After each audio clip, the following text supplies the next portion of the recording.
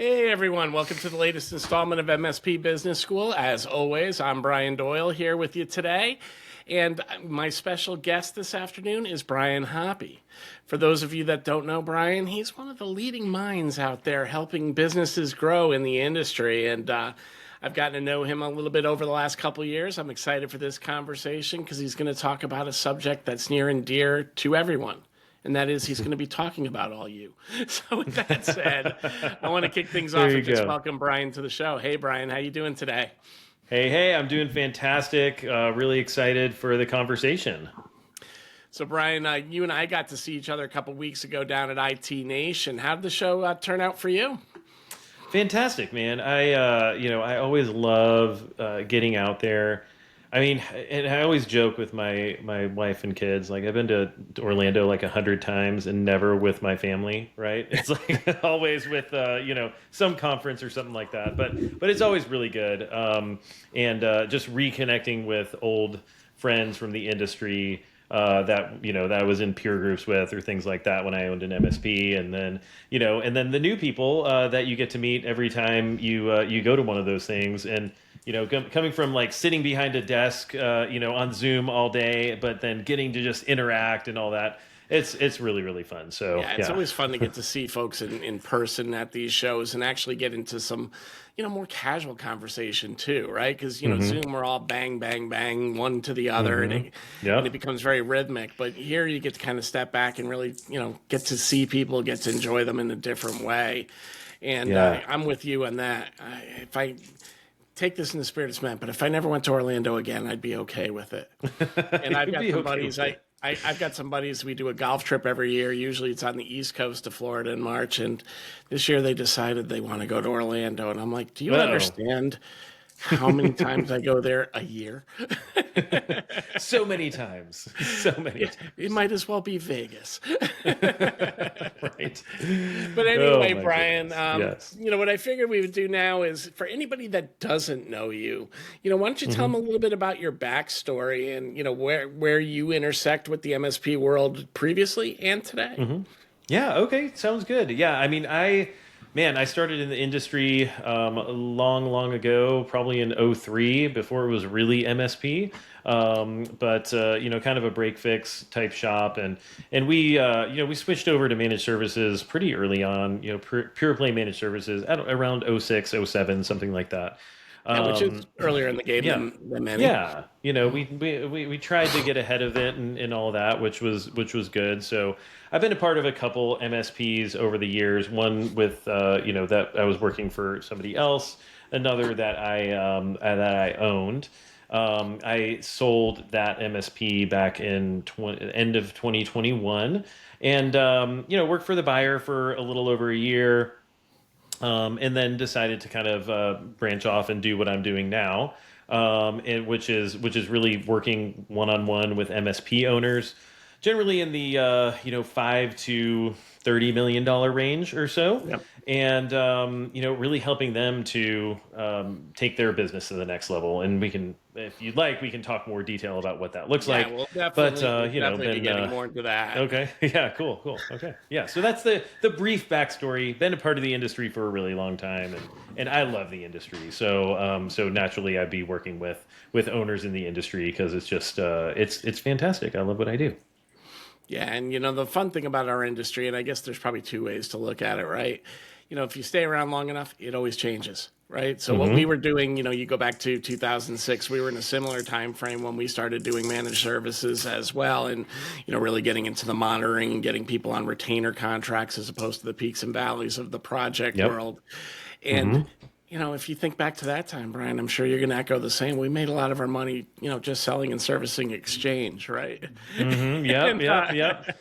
And when Office 365 came out, that was a big moment of now how are we going to make money with $1 margin on licensing? Well, we all survived that storm. We all survived to get to the cloud storm, and we're seeing the tides change again with the AI story. There's definitely been things that have never gone out of style. Security never will, no matter what we're doing. But There you one of the go. things that's entertaining about this industry is it does ebb and flow. It does change every few years. Certainly, I got a good friend that sells roof shingles, and while he doesn't get calls in the middle of the night, nothing's really changed.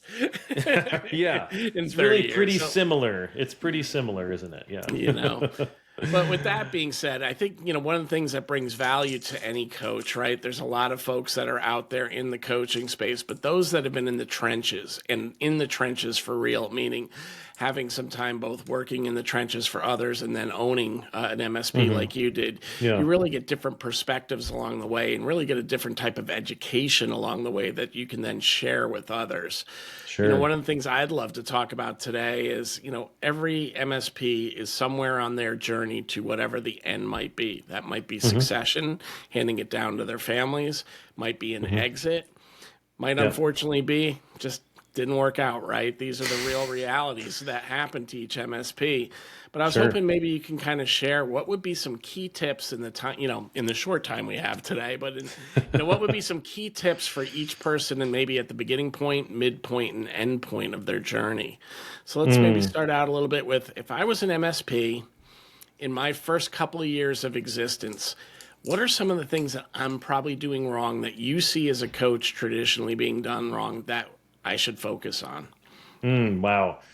Oh man, that's a deep well of question there. But I think to start, one thing is that most MSPs really don't understand their numbers, Yeah. and it's kind of like, hey, at the end of the day, finance is kind of the language of business, and as much as you may hate it, it's something that you've got to learn. And I hear from owners all the time. It's like, oh, I'm terrible on the financial side. It's really just not my thing. And I'm like, well, okay. I'm terrible at Mandarin. I can't really speak it very well. Well, that's because I haven't learned it, right? Yeah. I haven't studied it.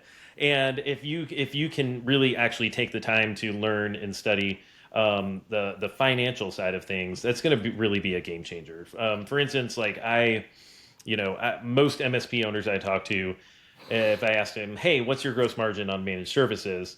Either A, they have no idea, they don't even know what that means, or they really don't know, or they give me a wrong number, like 86%. And I'm like, no, it's not 86%, right? Because you're not accounting for it correctly, right? You're not counting all of your costs in there. So even just understanding basic numbers like what's your gross margin, what are your SG&A costs, what's your EBITDA. There's people that don't understand what those things mean, but that's kind of the language of how do you think about what you're ultimately going to be worth and value. And B, how do you actually pull the levers that need to be pulled in order to make yourself more profitable? Yeah, and I think that's one of the biggest challenges there. And we talk about it a lot in the show is most MSP owners were accidental entrepreneurs. That's changing a little bit now, where there are some people focused and intentionally coming into the industry, but a lot of times it was technical leaders found themselves in a position where they either had some customers and were starting to grow it and saw they had a business, or came from other walks of life and thought they could do it better and came into the industry. And while these people are terrific servants, do a great job of catering to the customer, the person they forget about most often is themselves, right? And learning things like SG&A and how that's different than just cost of goods sold and what that does for your gross margin and how that impacts EBITDA, you can never start too early on that, because the other misnomer I see from a lot of MSPs is, hey, I'm years away from that. Well, it always gets here quicker than you think. And it's and I'm sure you'll get into it later, but it's not something you can go, okay, I'm going to sell, put a signpost up and get out tomorrow if you want to maximize your exit. So there's some planning there. And the earlier you start, probably the better you are. Absolutely. That's absolutely right. And that's, and that's the next thing that I kind of think about is, just to your point, which is like, hey, we're accidental entrepreneurs, or it's just like, hey, I woke up one day and I've got this business and I don't know what to do with it. Well, if you want to grow it and ultimately scale it, you have to have a different mindset about it, right? Then, then, hey, this is my job. I'm a tech guy. Like, so I do tech, but I just happen to do it in this business. Well, if you want to, I mean, that's probably fine when you're a million. If you want to be 10 million, you got to be a different person than that, right? You have to be a leader of leaders. You have to be a team builder, and you have to have a completely different mindset. And in one of those mindsets that I think is lost a lot of the time on newer or smaller MSPs is shareholder, right? So that's like, if you can change from I'm a tech guy to I'm a shareholder in a business, then that can flip a switch. That's like, oh, hey, if I'm a shareholder, that means that I should expect a return on my investment every year. That means that if I'm invested in the stock market, like, hey, like, what would you say if the company just decided, we don't really need to make money this quarter? Well, guess what? You're probably going to sell that stock, right? So, do you want to buy your stock or do you want to sell your stock? What if they were like, we're not going to do a 10K this quarter. That's probably not that important. Well, yeah, so things like that, like thinking about, hey, how can I change that mindset from a technician, or from or from just like hey, this is a really, this is a cool business, to I'm actually a shareholder in this enterprise, and this thing is actually meant to return something over time. And and I think of that in terms as well of value creation, right? How much value as the shareholder do you want to create from this asset that you have built? And that value, the amount of value that it creates, should be enough to serve the lifestyle that you ultimately want to achieve as well. So, that's another kind of perspective to take on. Hey, how can you kind of shift that a little bit as you're growing your company? Yeah, and those mind shifts are not easy, right? And that's really one of the reasons you need a coach, because one, you got to be held accountable. And that's, one of the biggest challenges, because let's face it, we live in a very fast-paced and fast-moving world as an MSP. You wake up today with a schedule and you probably do not follow it. By the end of the day, it's changed 3 times. All it takes is one problem to totally change the complexion of your day, right? And as a result, these things, staying on track with your business through no fault of your own can escape you sometimes. So you need somebody to really be those guardrails to bring you back on track when, the ebbs and flows of life get in the way. Absolutely. Yeah.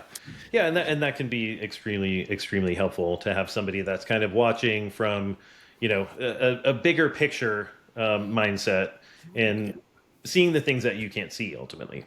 Yeah, and a little bit less emotional about it as well. That sometimes helps the cause also. Indeed. So now I'm getting through my first phase. I've built a company. Now I'm heading into that 3 to 4 million. Let's call it 4 million, because we all know 1, 5, and 10 are usually the benchmarks that are tough to get past, right? Right. So now I'm closing in on 5 million. What should I be thinking about there? And what should be some of the steps that you think I should be taking at that stage? Yeah, so I think there's a few key things. I think, again, the mindset that I think there's a mindset shift at many different stages in an MSP's growth. And I think a big one is required to get from, say 2 to 3 million up to 5. So like the 4, and then a whole different mindset to get to 10, and a whole different one to get to 20.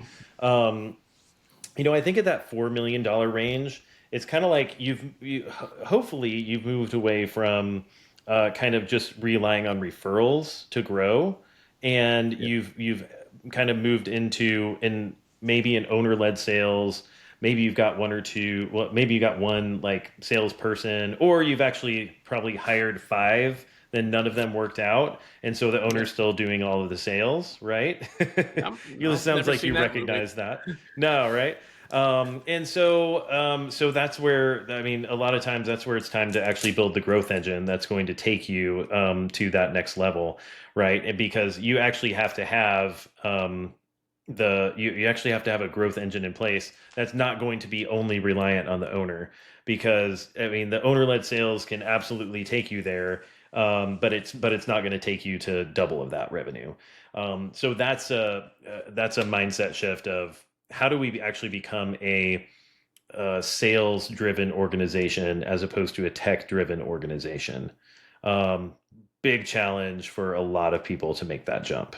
We hit an inflection point where we need to make that change, but it's tough. And the reality is there's rewards that come with it as well. We've had Abe Garver on the show a couple times, and one of the things he's often said is you can get 1 to 2x more on, turns if you have a bona fide sales engine that's built leading, organic growth within your business, that you're not just doing bolt-ons for growth. And, when you start looking at those things, again, putting on your shareholder hat, those are the things that you really need to look at as you're really scaling out your organization. Yeah, 100%. And and you've got like things like the rule of 40 and that kind of a thing, which says, hey, you really should have, for instance, 20% top line growth and 20% profitability on the bottom, or some combination of those two things that makes up 40. But again, like the sales engine, if you can build that, then yes, you're going to have some really good additions to your multiple. And by the way, also you're going to make a lot more money along the way, which is always a good thing as well. Yeah. Yeah, there's value creation, but there's nothing wrong with taking appropriate value out along the way. There you go. It's all Yes. good. So, so in the middle stages, it's really transitioning from that mindset of being a tech, thinking about sales focus, thinking about growth, thinking about scale, really is the messaging I'm hearing. Anything else you want to add about the mid-tier before we go into, okay, now it's time to walk out and hang the keys up with somebody else? Yeah, right. Yeah, no, I think too, there's a lot of aspects of that. That's where you're growing a leadership team as well, right? It's not just going to be you leading the whole thing. Like you should be actually at that point working on building leaders and maybe even a second tier of leadership, so that you have a really solid leadership team in place. And ideally, you're able to walk away for extended periods of time and the business keeps running as well. That's something that comes to mind. I think, I think it's that whole aspect of no longer being tech driven, but sales driven is a big part of that. And then really also at that point is where you want to make sure that you have an extremely solid profit model, right? Because if you are, if you're at like, let's say 4 million and you're not getting towards best in class profitability, which by the way is somewhere in the 20% to the bottom line neighborhood, it's probably time to actually fix your profit model before you grow. A lot of people think that they can sell their way into profitability. And what we see time and time again is that actually, if you don't have a profitable model already in place, selling more actually just makes your problems worse. Yep. And so you want to make sure that your numbers are right and fixed. So that probably means part of something like being a part of benchmarking and benchmarking yourself against your peers in the industry and seeing, hey, what does best in class look like? And how do I change my model so that I can generate best in class profitability, best in class gross margins, and all of the different things that contribute to actually being best in class. And then you also want to as well be working on your operational maturity at that point as well. That's a service leadership concept. I'm sure a lot of people have heard of it, but for those that haven't, it's like a really clear pathway towards being more operationally mature, which actually also has a very high correlation with being more profitable. Right. So those are some of the other things that I would want to be, thinking about and looking at in that phase. And when you're in that phase, really what you're talking about is looking at your pricing. Are you charging enough? Are you, to sustain the costs that you have? B, now you're usually at the stage of your lifespan where you look at the contracts that you have and which ones were some of the early stage ones where you gave the big discount in return that are really dragging down your profitability. So there are very easy levers to pull. It's just knowing when to pull them and having, a lot of times, again, it comes back to having a coach who's looking at it a little bit more objectively and saying, hey, I know that customer's been great, but you know what? They probably need a different MSP at this point too. Yeah, that could be the case, or like really dialing in your ideal client profile, your target client profile, and probably saying, hey, fit, right? yeah, actually, we only want to do business with this type of client. and we actually need to get rid of a whole bunch of our clients or a certain number of our clients because of that, and then go deep on with this particular vertical or size range or those kind of things, because it is really difficult to scale if you're trying to serve everybody, right? You want to have something very dialed in that you're able to serve really, really well and really deep also. Usually by this phase, they've hopefully done this, but how many times have you talked to an MSP who talks about their best customer Hmm. and will tell you all about them inside and out and how intimate they are with them? And you go, how many others do you have like them in in that vertical? And you'll hear none, right? Zero. They have not chased the Yep. vertical at all. And it's like, if you are Hmm. that good for this customer, why are you not repeating that, right? But again, Hmm. those are things that come with time. So Yeah. now let's fast forward a little bit. Like I said, this will be a little bit of a sprint today because of the time we Uh-oh. have available. But Let's go. now we're getting towards the end of our run, right? I'm an Hmm. owner. I've now decided, I'm getting near the point where I might want to exit this thing. When do Hmm. you suggest starting to really get serious about that concept? In terms of an actual end date for exit, right? Hmm. Yeah. Well, if that thought has crossed your mind, then you should have already started by now. Yep. Right? I mean, in what me and some of my friends that have sold their businesses say something along the lines of, you don't choose the time chooses you. And so, I don't think it's ever too early to start thinking about exit, and planning for it and actually taking the steps towards increasing your valuation. Because once again, not only are you going to, be running a more profitable, more enjoyable business, that it's actually preparing for the ones you love, right? Because Yep. we none of us ever know when something's going to happen to us. And would you rather leave a business behind that is profitable and can run itself, and the people that you leave behind have plenty of time to decide what to do? Or would you rather be running something that is going to plunge into chaos the moment you're not around? Yep. So it is never too early to start planning. And when I think about that, any of my clients that I start with, we usually start with actually planning their pathway towards their retirement, essentially, and saying, okay, well, what's your number? What does that look like? What does it look like to, you don't you hopefully you go on to do something even more fun than running an MSP. But when you're done running an MSP, in order to not be able to work anymore, what would you need to have? What would that financial number be? And then, well, how do we look at valuation in light of that, right? Because at the end of the day, the purpose of your business should be to serve your goals as an individual, right? And to achieve your financial goals. And so, how do we plan towards that? And that's what we look at. Okay, what does current valuation look like? What number do you need to hit in valuation of the company, with considering the taxes that you'll have to pay and all of that, in order to hit your number? And Yep. then what does the growth trajectory look like in order to get there over what time period? And if you can do all of that and do that planning, now it's like suddenly, oh, we're beginning with the end in mind, right? Yep. We understand where we want to go, so we can plan a path towards that.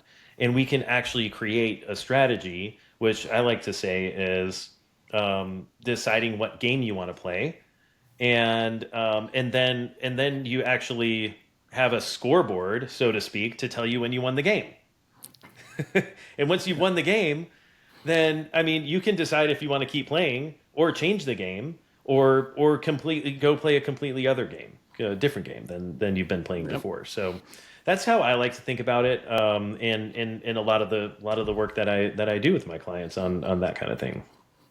Yeah, and to your point, that it usually finds you is so true, right? Because you may say I want to be 3 years, but the true opportunity comes in a year and a half or comes in four. But if you're taking those Hmm. right steps, the one thing that you are protecting is you're going to maximize your exit, and that's really Hmm. what it's all about is ensuring that when the time does find you, that you're still not at a point where you're carrying excess fat on your books. That might be EBITDA. And I'm not talking about humans even here, although that's usually a place we look to get leaner, right? Right. But just even looking at all the things that go into every day. Are you still marketing heavy? As you were once before? Because there is a time to start getting a little bit leaner on the books in that process. Yeah, at least perhaps. in my opinion. You may feel differently. Yeah. Well, and I mean, at the end of the day, there's, there are owners that leave millions and millions of dollars on the table because they didn't take the time to prepare. Yeah. And it can, the preparation can literally be worth millions of dollars, even just changing, subtle changes over time make huge differences when it comes time to exit. And so just knowing that and preparing for it can make a really, really big difference. Awesome. Well, Brian, we're getting near the end of our time at this stage. Oh, no. Oh, man. What I'm going to do is I'm going to pop up for any of you listeners that want to get in touch with Brian. I've got his LinkedIn up here. If you're watching on YouTube, certainly reach out to him, get in touch, and ask any questions that you have. If you are watching on LinkedIn and you're not yet a subscriber, hit that bell and become one. We'll let you know each week when new episodes come out. For those of you that are listening audio-wise, Brian's LinkedIn will be in the show notes. So, again, reach out to him. But, Brian, I always want to make sure that we cover everything that you'd like to bring into the discussion. Are there any closing thoughts you want to share for anybody with anybody out there today? No, man, other than, hey, I love these kind of conversations. And so if anybody wants to chat or just, hey, reach out to me on LinkedIn. I respond to every message that I get on LinkedIn, unless you're soliciting me for something, or doing bad marketing to me. I don't respond to those, but genuine conversations I love to have. So yeah, hit me up on LinkedIn. My website's just brianhoppe.com if you want to go there as well, learn a little bit more about what I do. But man, I'm just passionate about helping MSP owners. And so yeah, that's just what I love to do. So hey, I'm always open for any kind of conversation. So thanks so much for having me on. I really appreciate it, Brian. Yeah, Brian, no, it's great. I love these conversations too. The ones that are always most interesting to me are the ones about business growth, because no matter what segment of the industry you're in, really the game is the same, right? Your products and your approach might be there, but it's get out of the gate, get known, get customers, then it's mature your operations, and then it's ultimately think about the exit, right? And whether that's, as we said, succession or true exit, all these things are going to come. It's like death and taxes, right? There you go. Yep. All right. Absolutely. Well, Brian, thanks for joining me today. Thank you. We'll look to chat again in the future, but I want to thank you for what you shared today. A lot of value, folks. If you do get a chance, reach out to Brian. He's one of the most sincere people I've found in the industry, so please, give him a shout. All right. Thanks so much. Take care, Brian. Thank you so much. Bye.